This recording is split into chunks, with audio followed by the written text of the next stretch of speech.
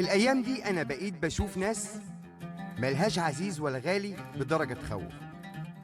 الناس اللي ما عندهاش أصل، اللي في لحظة ممكن تقلب عليك وتنكر خيرك وكل حاجة حلوة شافوها منك.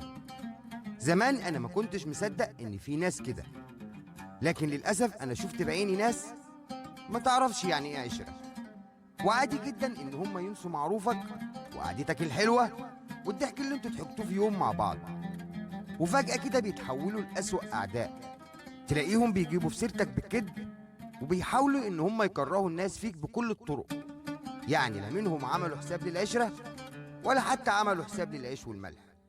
والنوع ده من الناس النبي صلى الله عليه وسلم وصفه وقال: إذا خاصم فجر. فبجد ربنا يعين الناس الناقصة دي على نفسها، ويبعد عننا الناس اللي ملهاش لا عزيز ولا غالي، ويقرب مننا الناس الكويسة اللي معدنها نضيف، اللي بتعرف كويس جدا إن هي تصون العيش والملح.